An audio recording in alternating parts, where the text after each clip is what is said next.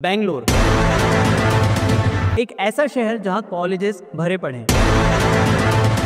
Government colleges से लेके private हर तरह के कॉलेजेस देखने को मिल जाते हैं, लेकिन इन सभी कॉलेजेस में से एक ऐसा कॉलेज है जिसकी चर्चा हर साल बनी ही रहती है, आरवीसी। ये कॉलेज कई एनआईटी से बेटर प्लेसमेंट देता है एंड इसकी खास बात इसमें एडमिशन कम रैंक पे भी लेना पॉसिबल है। इसकी फीस भी काफी क्रेजी है, जहां मैनेजमेंट कोटा के थ्रू 22 लाख पर ईयर लगते हैं, वहीं केसीईटी के थ्रू 83,000 पर ईयर देके एडमिशन लिया जा सकता है। चलो फिर आरवीसी के ऊपर यूट्यूब पे सबसे डिटेल वीडियो को शुरू करते हैं। आरवीसी गाइस उन प्राइवेट कॉलेजेस में से एक है जिसको काफी पहले बनाया गया था। ये वो टाइम था जब हमें गिनती के कुछ प्राइवेट कॉलेजेस ही देखने को मिलते थे। तो यहाँ से आप आइडिया लगा सकते हो कि आजकल का कॉलेज तो नहीं है। इसको कई रैंकिंग्स भी मिल रखी है इंजीनियरिंग में, जैसे the world university rankings, the Asia university rankings, NRF and और भी कुछ रैंकिंग्स हैं like the Week, Outlook, India Today etcetera. NRF इसकी कुछ खास नहीं है, लेकिन अगर प्लेसमेंट्स को लेके एनआरएफ मिलती होती तो इसकी रैंकिंग काफी बेटर होती। एनीवेज, मोड ऑफ एडमिशन पे आते हैं। इसमें एडमिशन लेने के टोटल 3 वेज है। पहला केसीईटी, ये कर्नाटक स्टूडेंट्स के लिए स्टेट एंट्रेंस एग्जाम है। फिर आता है कॉमेट के, ये नेशनल लेवल एंट्रेंस एग्जाम है जिसे इंडिया के सारे स्टूडेंट्स दे सकते हैं। एंड थर्ड पे आता है मैनेजमेंट कोटा, इसमें आप डायरेक्ट एडमिशन ले सकते हैं। फीस जो है वो बहुत ज्यादा होती है इस केस में। कितनी होती है देख लेते हैं उसे भी। केसीईटी के थ्रू अगर आप एडमिशन लेते हैं तो आपकी ट्यूशन फीस आती है 4.3 लाख के अराउंड। कॉमेट के थ्रू यही फीस आती है 11.2 लाख के अराउंड। ये 4 ईयर ट्यूशन फीस है। वहीं अगर आप मैनेजमेंट कोटा से एडमिशन लेते हैं तो ये ब्रांच वाइज वेरी करती है, जो की स्टार्ट होती है 12 लाख से एंड जाती है अप टू 68 लाख। 12 लाख में केमिकल टाइप ब्रांचेस आपको मिलती है, वहीं अगर आप 68 लाख पे करते हैं तो कंप्यूटर साइंस आपको मिल जाती है। ये सिर्फ ट्यूशन फीस है, बाकी और भी कई खर्चे रहते हैं आपके, लाइक हॉस्टल एंड मेस, जो कि पड़ता है अराउंड आपको 1.3 लाख के आसपास। अब ऑब्वियसली एडमिशन लेने का best way KCET and comet के ही है, क्योंकि आपकी फीस कम रहती है एंड आरओई अच्छा मिलता है। मैनेजमेंट कोटा के तो हर कोई इसमें एडमिशन नहीं ले रहा होता है, ये वही स्टूडेंट्स होते हैं जो अफोर्ड कर सकते हैं। लोन वगैरह लेके कोई नहीं जा रहा होता है इनमें। सो इसको करते हैं साइड एंड बढ़ते हैं प्लेसमेंट्स की तरफ। उससे पहले अगर आपको एडमिशन रिलेटेड कोई भी डाउट्स आते हैं, एप्लीकेशन फॉर्म वगैरह फिल करने में दिक्कत आती है, रिजल्ट आ गया है आपका, समझ नहीं आ रहा है कि मुझे किस रैंक पे कौन सा कॉलेज मिलेगा, क्या ऑप्शंस है मेरे पास, तो आप यहाँ पे कॉलेज स्टोरिया को कांटेक्ट कर सकते हो। बढ़िया काउंसलर्स की टीम है, आपको बढ़िया तरीके से एडमिशन प्रोसेस में गाइड कर देंगे। मुंबई में कॉलेज चाहिए, बेंगलोर में चाहिए, दिल्ली में चाहिए, आपके रिजल्ट के हिसाब से आपको बढ़िया तरीके से गाइडेंस मिल जाएगी। एंड जिस भी सिटी में आपको कॉलेजेस चाहिए, ये काफी सारे ऑप्शंस आपको सजेस्ट कर देंगे। डिस्क्रिप्शन में सारी डिटेल्स छोड़ दूंगा, वहां से आप एक बार चेकआउट कर सकते हैं। अब प्लेसमेंट्स ना ब्रांच वाइज देखते हैं। जैसे अगर हम सीए से रिलेटेड ब्रांचेस की बात करें तो ऑलमोस्ट 18 to 21 लाख एवरेज मिल जाता है। वहीं मीडियन भी अराउंड 18-19 लाख के आसपास है, जो कि काफी सही चीज है। इसके अलावा इलेक्ट्रॉनिक्स रिलेटेड ब्रांचेस की बात करें, इनमें भी प्लेसमेंट्स काफी डिसेंट मिलते हैं। ईसी के placements almost CSC related branches के टक्कर के हैं। वहीं बाकियों में भी आप देखोगे ऑलमोस्ट 11 लाख मीडियन मिल जाता है एंड ये काफी अच्छा नंबर होता है। फिर आ जाती है कोर ब्रांचेस, इसमें भी यार इन्होंने मीडियन 10 लाख के आसपास बताया है। थोड़ा मुझे डाउट लगा, फिर मेरी नजर गई नंबर ऑफ ऑफर्स पे, जो की कम थे। शायद अपडेट नहीं हुआ रहेगा लेटेस्ट डेटा, इसलिए ऐसा है, नहीं तो जनरली 7-8 लाख के आसपास ये नंबर हमें दिखाई देता है। तो आरवीसी के प्लेसमेंट ओवरऑल देखे जाए तो काफी सॉलिड है। अब कोर ब्रांचेस में एडमिशन लेना चाहिए या नहीं, काफी स्टूडेंट्स का डाउट रहता है ये, क्योंकि इनमें ना एडमिशन आपको कम रैंक्स पे भी मिल जाता है। एक और डाउट रहता है कि भैया क्या टेक कंपनीज अलाउ करती है क्या कोर ब्रांचेस को, तो इसे ना अपन कट ऑफ के साथ समझते हैं, थोड़ा बेटर समझेगा। तो यहाँ पे मैंने राउंड 3 कट ऑफ दिखाई है। तो यहाँ पे आप देखोगे 21 के रैंक में यहाँ पे बायोटेक मिल रही है, जिसका मीडियन 10 लाख बताया है। 16,000 में केमिकल मिल रही है, जिसका मीडियन 10.9 लाख है। वहीं आप देखोगे 37,000 में सिविल भी मिल रही है, इसका भी मीडियन 11 लाख बताया है। तो यहाँ पे कम रैंक पे भी एडमिशन मिलने के चांसेस हैं। आपको खाली 3rd राउंड तक वेट करना होता है कॉमेट के काउंसलिंग में। अब आपके डाउट पे आते हैं कि भैया प्रायोरिटी किन ब्रांचेस को दें। सीएससी रिलेटेड ब्रांचेस मिलती हैं, just go for it,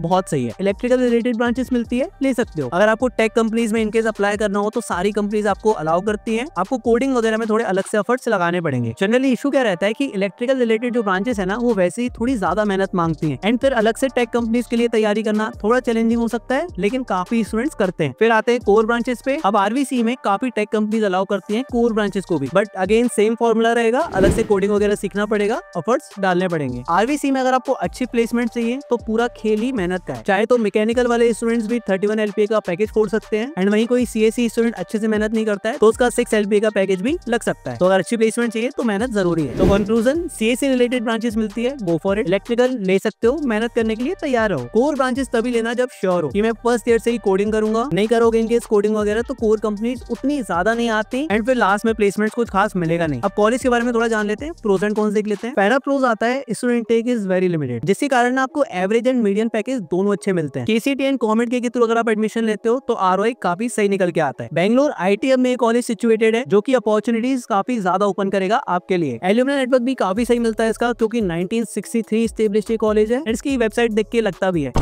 last pros जो आता है TCS रिलेटेड जो आपको मास रिक्रूटर कंपनीज है ना, वो यहाँ पे आपको ज्यादा नहीं मिलेंगी, जो कि एक बहुत सही बात है। कॉन्स पे आते हैं, बहुत सारे कॉन्स है इसमें, ठीक है, लेकिन सारे सब्जेक्टिव कौन से हैं, किसी के लिए मैटर करेंगे, किसी के लिए नहीं करेंगे, मैं लेकिन सारे बताऊंगा। पहला कौन आता है, ओल्ड इंफ्रास्ट्रक्चर। बहुत छोटा कैंपस है यार, एंड उसमें भी कंस्ट्रक्शन चालू ही रहता है। उनके लिए बिल्कुल रिकमेंडेड नहीं है जिनको मैसिव कैंपस चाहिए। पहले काफी सारे प्लेग्राउंड हुआ करते थे, लेकिन अब एक ही बचा है, एंड उसमें भी most of the time parking होती है। तो कैंपस उतना बड़ा एक्सपेक्ट मत करना जो कि बाकी कॉलेजेस की एड में आप देखते हो। कॉलेज लाइफ बोरिंग, यस, पैसे वगैरह आपको उतने ज्यादा नहीं मिलते, बहुत ज्यादा वाइब्रेंट हैपनिंग कॉलेज लाइफ नहीं मिलेगी आपको। बाकी बाहर आप मजे कर सकते हो, आपको कॉलेज एंट्रेंस के जस्ट बाहर आपको मेट्रो स्टेशन मिल जाता है, चाहे तो आप कहीं भी जाके मजे कर सकते हो। लेकिन कॉलेज लाइफ बोलते हैं कि भाई पढ़ाई ज्यादा है, उतनी ज्यादा जो हैपनिंग वाइब्रेंट कॉलेज लाइफ होती है ना, उतनी फन है नहीं। नेक्स्ट यार फूड, काफी स्टूडेंट्स बताया नॉर्थ इंडियन को मैस फूड उतना पसंद आता नहीं है, इडली सांभर चटनी।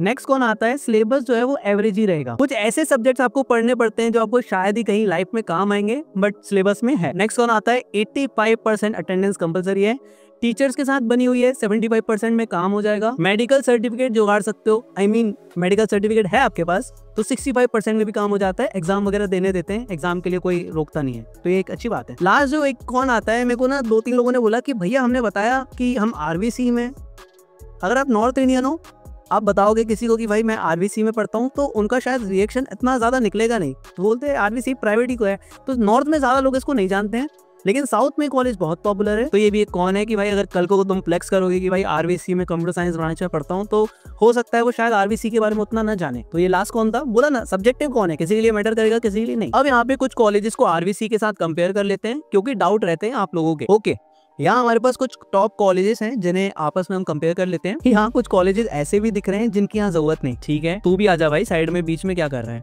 ओके, अब ठीक है। सो पहले RVC को लिस्ट कर देते हैं। RVC डेफिनेटली आता है A टियर में, इसमें कॉन्स हैं काफी, बट प्लेसमेंट्स बढ़िया है तो A बनता है। ROI वाइज भी अगर हम देखें तो RVC काफी बढ़िया रिटर्न्स देता है। फिर आता है BITS Pilani, S tier no doubt, ज्यादा एक्सप्लेन नहीं करेंगे इसको, क्योंकि we all know top 5 IITs के साथ इसको कंपेयर किया जाता है, तो क्या ही इसकी बात करें। नेक्स्ट आता है VIT वेल्लोर। VIT में इंटेक बहुत ज्यादा है, RVC एंड VIT में से चूज करना हो CSE के लिए, RVC के बेटर प्लेसमेंट्स हैं, इसलिए VIT को B कैटेगरी में रखेंगे। VIT में टोटल 5 कैटेगरीज दिखाई देती हैं फीस की। कैटेगरी 1 में अगर आपको मिलता है तो आप कंप्यूटर साइंस के लिए जा सकते हैं। बाकी कैटेगरी में अगर आप एडमिशन लोगे देन ये फिर C में आ जाएगा, क्योंकि ROI फिर उस केस में बहुत कम मिलता है। फिर आता है मणिपाल। मणिपाल की कॉलेज लाइफ फार बेटर है RVC से, ओवरऑल एक्सपोजर वाइज भी काफी सही है, बट ROI मणिपाल का थोड़ा कम मिलता है क्योंकि इसकी फीस बहुत ज्यादा है, इसलिए ये भी आएगा VIT के साथ B कैटेगरी में। फिर आता है PICT पुणे। क्या लगता है तुम लोग किस में आएगा? डेफिनेटली क्यों? ROI भी बढ़िया उसका एंड इजी का। ROI बढ़िया एंड फीस कम है, सही कहा। तो ये भी RVC के टक्कर का कॉलेज है, फीस भी इसकी काफी कम है। एंड कॉन्स में अगेन RVC जैसे कौन सा है, स्मॉल कैंपस, कैंपस लाइफ कुछ खास नहीं है, कॉलेज लाइफ कुछ खास नहीं है। अब तुम लोगों का डाउट आ रहा होगा कि भैया एवरेज कॉलेज लाइफ है तो ये A में क्यों आ रहा है? क्योंकि ये ROI पर्सपेक्टिव से हम लोग रैंक कर रहे हैं। कॉमेंट में तुम लोग लड़ने मत लग जाना, अगर तुम्हारी ROI प्रायोरिटी नहीं है तो भाई फिर जिस मर्जी कॉलेज में चले जाओ। काफी लोगों की प्रायोरिटी ROI रहती है, इसलिए उस हिसाब से हम रैंक कर रहे हैं। फिर आता है थापर। थापर में बोलूंगा CSE के लिए बढ़िया है, बट इसकी फीस भी मणिपाल टाइप ही है, लाइक 20 से 25 लाख लगी जाते हैं आपके डिपेंडिंग ऑन कोर्स। CSE की जनरली फीस देखे तो हायर साइड में ही होती है, तो ये भी अगेन आता है मणिपाल के साथ। फिर आता है LNM IIT, इसकी भी फीस बहुत ज्यादा है, CSE में प्लेसमेंट डिसेंट है। ROI वगैरह को हम देखें तो ये भी B कैटेगरी में ही आएगा। अब यहाँ पे B टियर में हमारे पास 4 कॉलेज हो गए। तुमको डाउट आ रहा हो कि भैया इन 4 में से कौन सा बेस्ट है? देखो, अगर पैसे का पंगा नहीं है तो मणिपाल जा सकते हो, उसकी कॉलेज लाइफ बेटर है, ओवरऑल एक्सपोजर बढ़िया मिलता है, एंड CSE का जो प्लेसमेंट है वो LNM IIT एंड थापर के टक्कर का मिलता है। देन उसके बाद LNM IIT आ जाता है, वो थापर से बेटर इसलिए है क्योंकि उसमें इंटेक कम है, थापर में इंटेक ज्यादा है, एंड LNM IIT में रिजर्वेशन बहुत कम है ही नहीं, थापर में वही रिजर्वेशन आपको ज्यादा मिलती है, इसलिए LNM IIT थोड़ा थापर से बेटर है। देन आता है VIT। VIT की कैटेगरी 1 डेफिनेटली वर्थ इट है अगर आप लेते हो तो। कैटेगरी 3, 4, 5 थोड़ा सा महंगा हो जाता है, वो अगर आपको रैंक करना हो तो वो और नीचे आएगा, बट कैटेगरी 1 में अगर आपको CSE मिलती है आप डेफिनेटली उसमें एडमिशन ले सकते हैं। एंड वहीं पर अगर CSE हम एवरेज की बात करें तो Manipal, LNM IIT and Thapar में बहुत ज्यादा डिफरेंस नहीं मिलेगा। तीनों में अगर हम एवरेज देखें तो 12 to 14 लाख मिल जाता है। वहीं VIT में आपको थोड़ा कम मिलता है, 8 से 10 लाख के आसपास एवरेज मिलता है। DICT कॉलेज रह गया है अभी, भाई ये टॉप टियर कॉलेज है, 17-18 लाख से नीचे मीडियम होता ही नहीं है इसका। फीस भी नॉर्मल है इसकी, तो आरओआई मस्त निकल के आता है, डेफिनेटली ए टीयर। बाकी जो बच गए हैं ये आते हैं सी टीयर में।